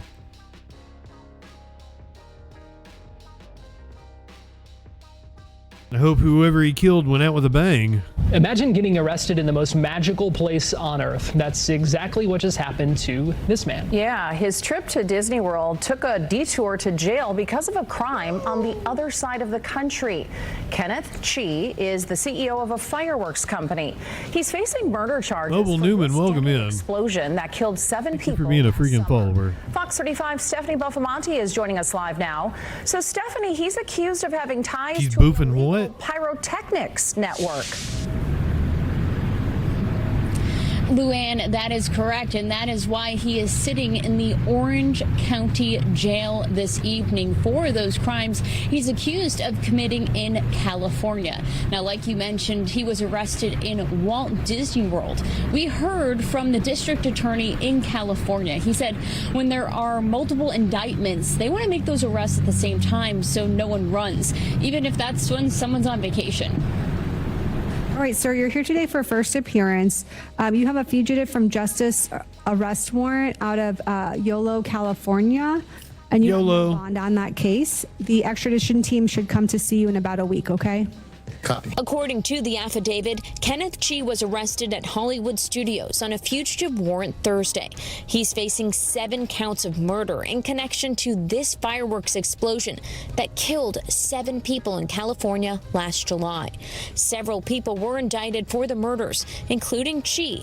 The Yolo County District Attorney in California said they wanted all 8 people. We totally covered that fireworks factory exploding. Practice when we are arresting the individuals pursuant to the warrants issued by a judge to arrest them all at the same time to reduce the chances of flight by anyone who's been charged. And so the operation across the country in this case took place simultaneously. Dave Benson tells me he worked for Walt Disney World security for nearly a decade. They would have the ability to know if he came in on a ticket or he and his family came on a ticket, what time they came in, when they came through the turnstiles, had they left yet. Benson adds from his experience, the park will always help law enforcement while also ensuring the safety of cast members and guests. Remember the times that I dealt with some of these, a non-populated area. Can you get them in the parking area? Can you get them before they come into the park or as they're leaving the park, whether it be an employee or a guest? What we don't want to do is you don't want to have uniformed law enforcement personnel going into the theme park if you could help it and effect an arrest in a situation like that, because frankly anything could happen. And again, she should be extradited back to California in about a week. Reporting live in Orlando, Stephanie Buffmonte, Fox 35 News. Guys, watch out about falling for like clickbaity shit. Like 5 people have already came out. They're like, I've got an audio tape of Melania. Michael Wolff is out here saying, oh, I'm the reason why Melania did the speech. She sued me in November and blah, blah, blah. So be careful. There's a lot of people trying to get a lot of clicks out of you. I don't think anything's worth mentioning until I cover it here on the Troll Patrol. That's when you know it's real.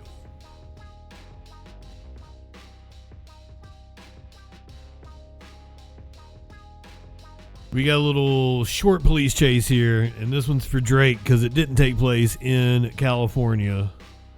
This one took place in Broward County, Florida.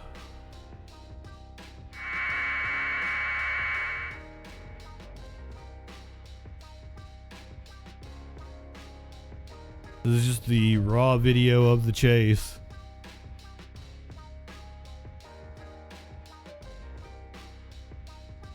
Definitely a very Florida-looking area. He's driving into a construction zone. Goes around it.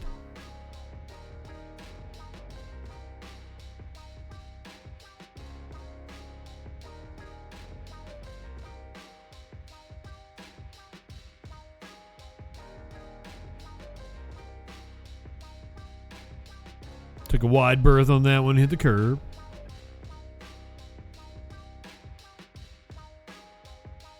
Like, you could have just shown me the video. I'd be like, oh yeah, that's Florida.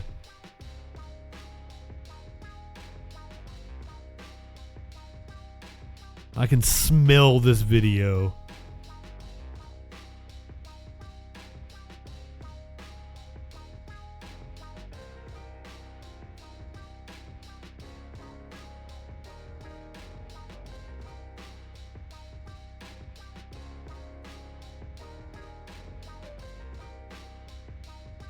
Oh, driving through the intersection here.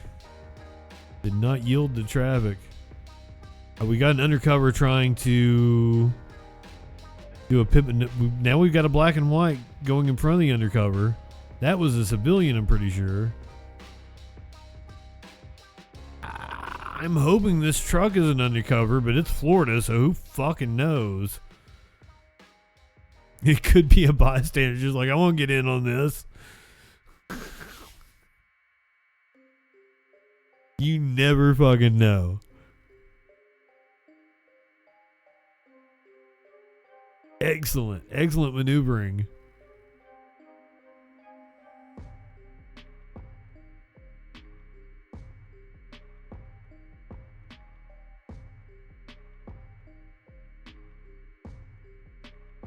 Comes the truck again that I'm assuming is an undercover. Attempting a pit maneuver. Takes the... Ooh, another crash. Took the back bumper off for sure. We've had another crash.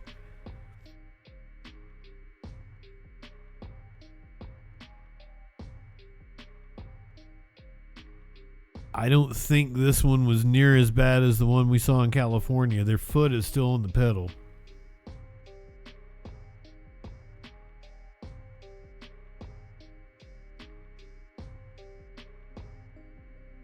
So this was yesterday?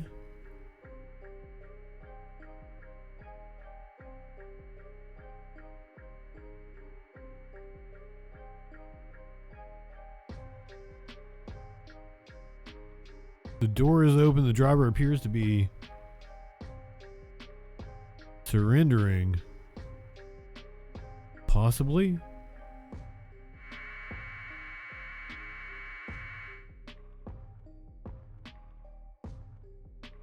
I believe that's the airbag deployed. Looks like there's a towel.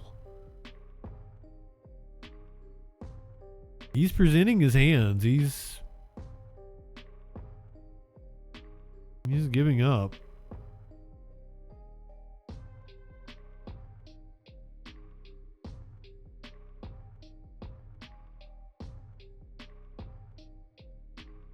Very bow-legged man. Yeah, okay. Let's say do not reach for your waist. They will shoot you. We've got ass crack. This man's ass crack goes halfway up his back.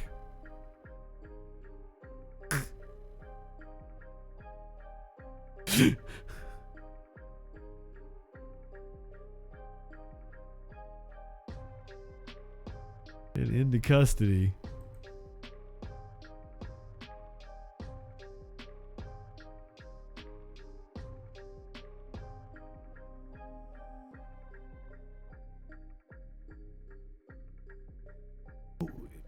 They're still pointing at the car.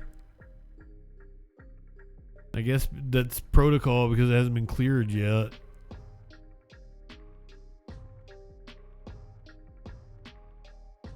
That was in Miami yesterday, I believe. No, 2 days ago. That was on Thursday. Authority said 56-year-old Tommy Dwayne Dennis. Such a Florida name. He robbed a TD Bank in Plantation. Robbed a TD Bank in Plantation. Led police on a dangerous pursuit. This was Wednesday afternoon. Investigators said Dennis drove a red Kia Soul through intersections into oncoming traffic and even through a construction zone as officers chased him.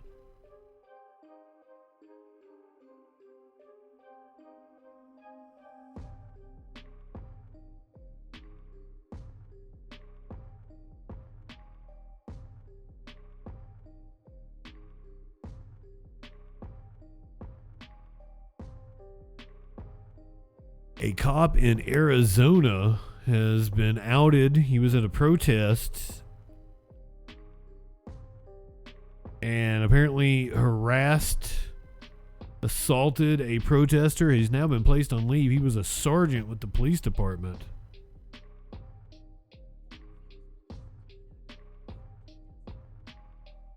Oh.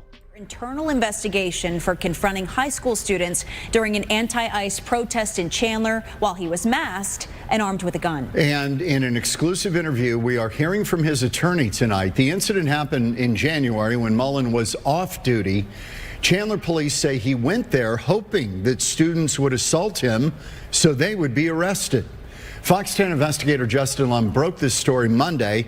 He joins us live with his continuing coverage of Badge Unmasked. I think that's called entrapment. John, this comes 4 days after our first report, and we'll have a response from the Phoenix police chief in just a moment. Sergeant Dustin Mullen is now on administrative leave, essentially assigned to work from. Sergeant Dustin Mullen. No relation to pothead Justin Mullins, who brings you the news nightly on Twitch and YouTube. He is Dustin Mullen. I am Justin Mullins. Get it straight. From home. That means no badge and no weapon, as this internal investigation is ongoing. Now, his attorney, Steve Serbalik, tells me that his client did not break any laws as a counter-protester on January 30th. He says that he was actually a victim of assault when police say a student splashed him with water. Tense moments near Hamilton High School in Chandler as students walked out to protest ICE, agitated by a masked man wearing a Trump 2024 shirt who we've identified as Phoenix Police Sergeant Dustin Mullen. Did the masking have anything to do with them trying to hide the fact about his day job? I can't speak to what masking does for protesters. I know that that's a common thing that's happening nowadays. People that are protesting or counter-protesting are often wearing masks. That's Mullen's attorney, Steve Serbalik. Chandler police say Mullen's plan was to let protesters assault him, and his goal was to get the kids put in jail. Video we obtained shows a teen girl detained after splashing Mullen with water and ice. Was Dustin in fear for... Oh, be sure to arrest the kid. Various times, based off of the information in the Chandler police report, it appears that he was assaulted, and I don't think anyone... He looked hot, and she was trying to cool him down. It was a hot day in Arizona. fuck all the way off. And would want to have water thrown on them when they're in a public place obeying the law. So why did he appear to stay if he felt that he was, being threatened, being assaulted at that time? There's a number of factors related to that, and this is one of the things that I talked about in my statement, that should be investigated and the sequence of events should be thoroughly documented. If a protester has a right to be in an area, does a counter protester have the right to be in that area as well? And I think the Chandler police report also talks about the fact that when Sergeant Mullen, when he left or was attempting to leave, he was being followed by the crowd that was there. The report says Mullen didn't identify himself until he wished to press charges against the student who splashed him. He later got a police escort out of the area. No one should be splashing water or ice or throwing anything at anyone when they're out in public.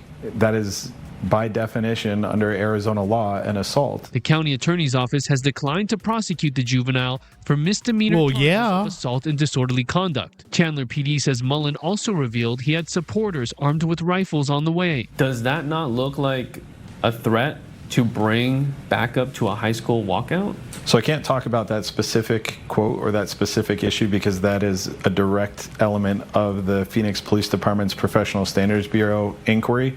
I'll just refer you back to what happened in the Chandler police report, which is saying that that's not an illegal act at that point in time. Mullen has been with Phoenix PD since 2008, a community action sergeant in the South Mountain precinct who made $336,000 last year. Wow.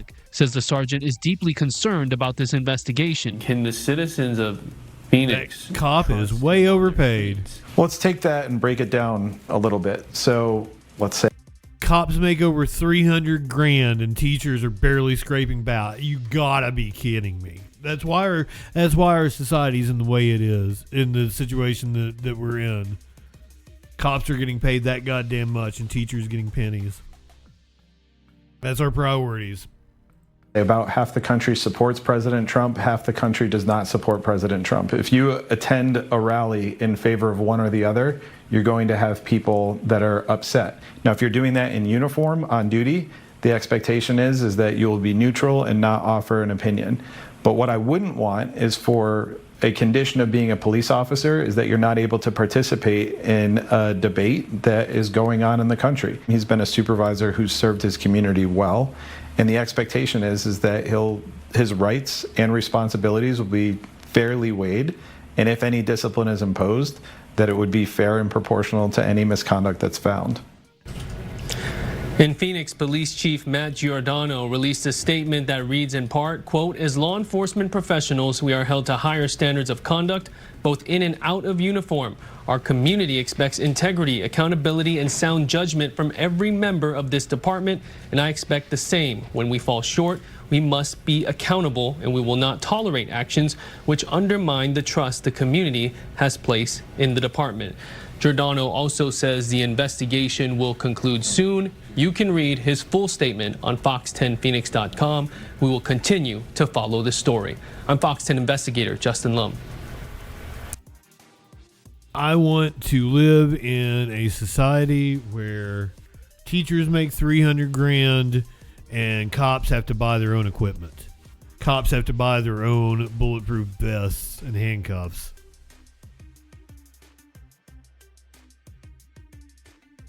I think it would be a much better society. Globus, Byronic, Serotonin, Sig Fang. Welcome in, friends. We were doing our first ever Instagram stream, and I think we lost it. I don't know if I did something to get taken down. We were also back on TikTok for the first time since I got suspended, and I got suspended again. Apparently, you can't call Nancy Mace and compliment her titties on TikTok. You are not allowed to talk about titties on TikTok. A titty slap! Come on now. So I lasted a whole 13 minutes. I lasted a whole 13 minutes on TikTok. Thank you for throwing out the gifts, Big Ben. This was just a special episode of the Troll Patrol. I put it together. It was kind of somewhat abridged, but I wanted to give people on Instagram and TikTok a taste of what the show was like. I had the phone lines in the Discord open. We called Nancy Mace. I had a bit of an abbreviated news rundown. We had a short car chase. We had several stories about cop malfeasance. Pretty typical Troll Patrol. I thought it was a pretty good survey of what we do here on a nightly basis and a good introduction to Instagram and TikTok. But hey, I'm no longer on Instagram or TikTok. I had to end the show on Kick and Twitch. And if you'd like to see the full show, it'll be on the podcast feeds and the YouTube. And I'll have because like the clip where I called Nancy Mace and then that got me banned from TikTok, it only aired on TikTok. I had not turned on Instagram. I didn't know what I was doing yet. So it only aired on TikTok and it doesn't exist anymore. But I recorded it, so I'll clip it and put it on YouTube because it was pretty fucking funny, actually. We watched that clip of Patrick Bet David where Luigi Mangione. Anybody that was here for that clip of PBD, do you think Luigi actually wrote him a letter? Or do you think he made that up? I'm still not clear. He did not read the letter or even divulge what the content of the letter was. So I don't know that he didn't make it up and that wasn't just a promo for his books and podcast. I think PBD might have made that up.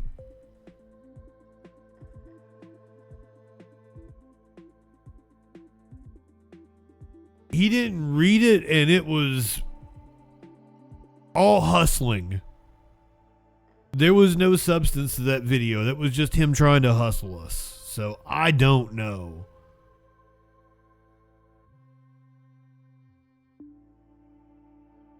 Maybe it was short, but you would want to.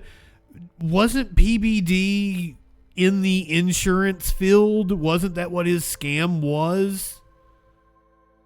I don't know if it was life insurance or some sort of supplemental insurance, but I want to say that PBD was like an MLN insurance company. I have an ex-girlfriend. She hates it. Like, she got up with me one time and I'm like, oh, what are you doing now? And she explained to me the company that she works for. She's like an executive with it. And I'm like, you know that's a scam, right? And she's like, it's not a scam. We train agents to blah, blah, blah, blah, blah. I'm like, you're an MLM. Just because you're up at the top of the pyramid and you're making money off of people doesn't mean you're not an MLM. You're an MLM, ma'am. You trained agents to go and recruit other agents to sell this insurance. You're an MLM. And like, fuck you for being an MLM. Congratulations. I'm glad you got a Lexus or whatever she told me she was driving. I have ethics. I couldn't do that, ma'am. Literally an MLM. It was,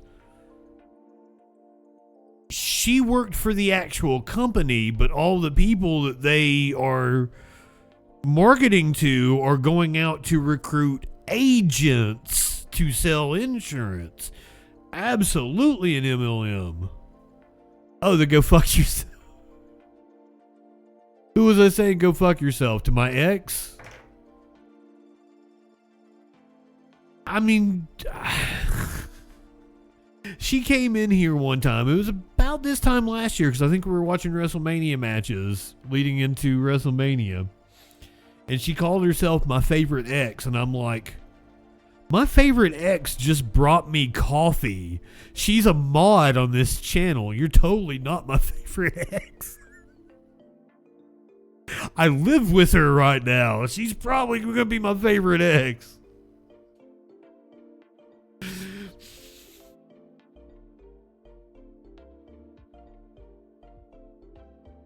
I'm really excited. I haven't gotten to see her a lot in the last month. We were best friends. We don't spend a lot of time together, though, because, like, we have lives, even though we live together at the moment. So I haven't got to see her a lot. Like, she's got the kid. She took the kid on a trip last weekend. She took the kid, the kid, her grandkid, on a trip this weekend. So I'm just over here left on my own devices, but she and I are going to Pussifer next Tuesday.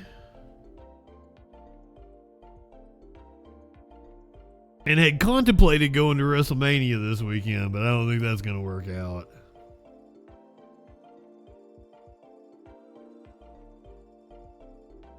But don't think if my taxes came in, I might not have packed up and went to Las Vegas. The only problem is I'm deathly scared of flying. Especially after, and there's just no way we could have.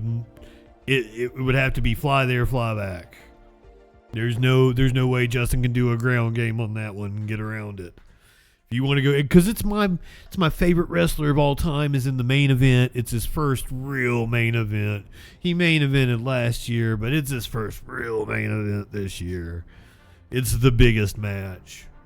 I'd like to be there. He's probably going to lose, though. I'd hate to be there and he lose, but it'd still be cool to be there for it. And she's a Roman Reigns fan. I'm a CM Punk fan. We'd be rooting against each other. That makes it more fun.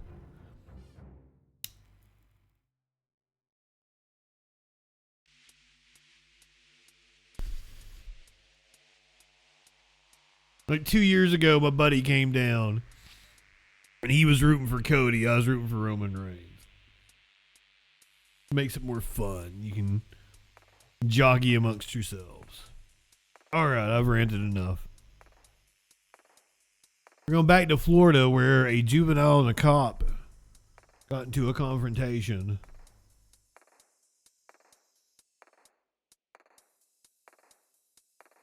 I'm sorry. No, I'm done with this shit. Now, where's Puppy Boss?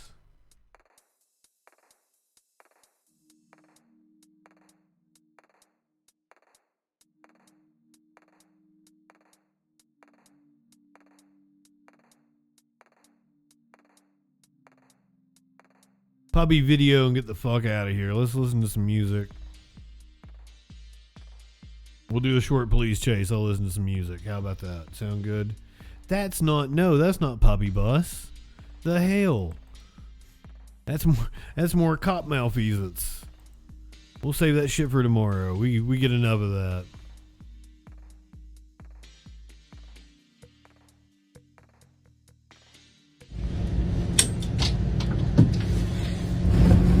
Well, good morning.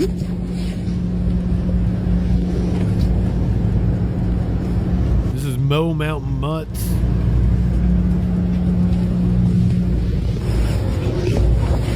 And I forget the name of I always forget the name of the town in Alaska where they're at. And it's not very big. Good morning, Amaru. Hey, Amaru.